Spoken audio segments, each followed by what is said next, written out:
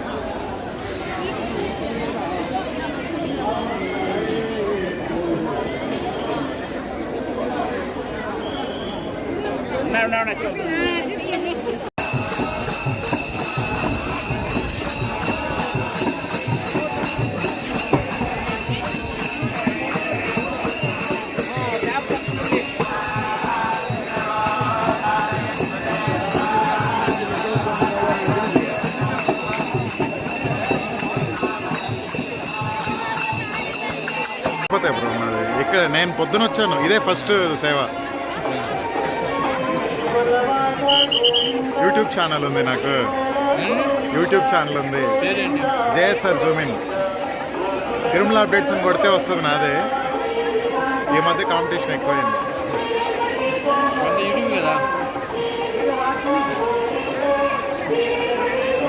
Local చిన్న తిరుపతి.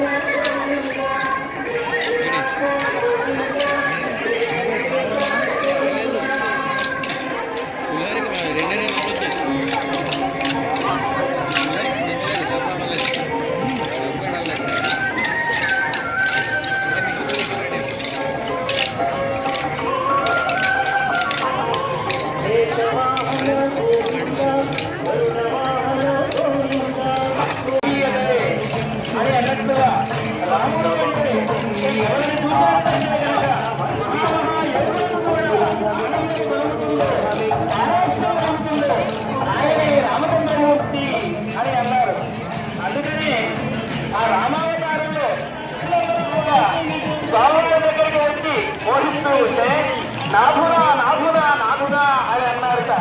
ఆ తర్వాత ఆ మునులు ఋషులు వాళ్ళందరూ కూడా కృష్ణావతారంలో గోపికలుగా అవతరించి స్వామిలోకి స్వామిని సేవించి ఆనందించారు అని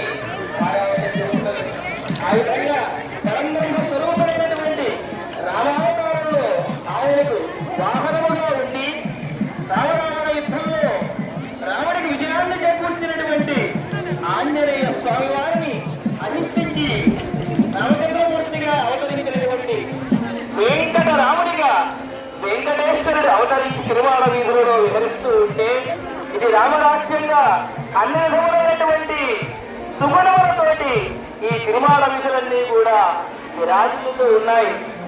ఎందుకంటే ఆంజనేయ స్వామిని తలచినట్లయితే అనేకమైనటువంటి ప్రయోజనములు, అనేకమైనటువంటి మానసిక స్థితిగతులు కలుగుతాయి అని చెప్తూనే, అలాగే రాత్రిపూట నిద్రపోయేటప్పుడు కూడా రాముడిని హనుమంతుడిని స్మరించండి అని కనుక స్మరించినట్లయితే ఎటువంటి దుష్ప్రపీడలు కూడా ఉండవు అని చెప్పి పెద్దలు చెబుతున్నారు.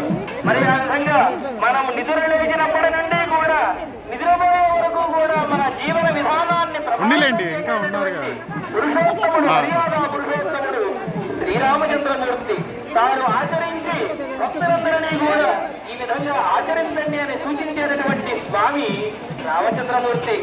అందుకని ఆయన్ని మాయామానుష విగ్రహుడు అని అంటారు. శ్రీకృష్ణ పరమాత్మని లీలామానుష విగ్రహుడు అంటే రామచంద్రమూర్తిని మాయామానుష విగ్రహుడు అంటారు. అందుకనే శ్రీకృష్ణుడు తన లీలను చూపించాడు, బోధించాడు. ఈయన దేవాలు చూపించలేదు, స్వయంగా ఆచరించి పోషించాడు.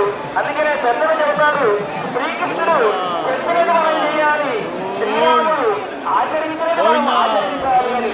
ఆ విధంగా శ్రీరామచంద్రలాగా స్వామివారు అవతరించి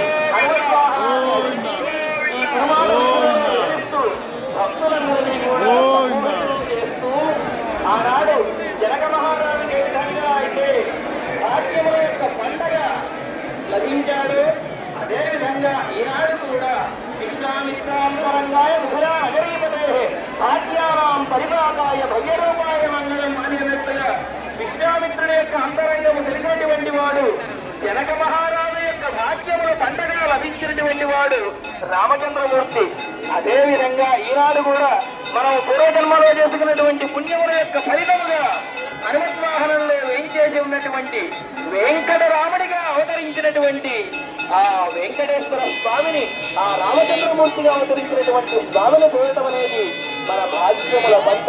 మరి ఈ భాగ్యముల పంటను మనం మరీ స్వామివారిని చూస్తూ ఆ దివ్యమంగళ విగ్రహాన్ని మన మనస్సులలో చక్కగా నిక్షిప్తం చేసుకుని గోవిందరామ స్మరణతోటి స్వామివారికి జయజయలు పలుకుతూ మరింతగా స్వామి యొక్క అనుగ్రహాన్ని పొందుదాం. ఏడుకున్నవాడ వెంకటరమణ గోవింద.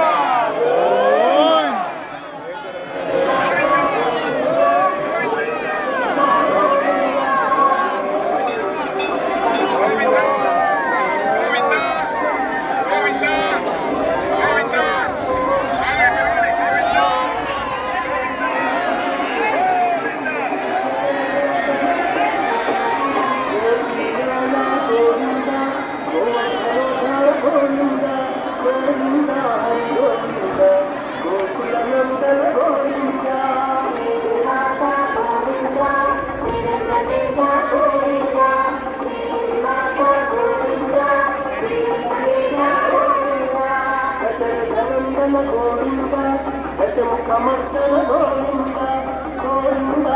గోవింద గోకుల నందన గోవింద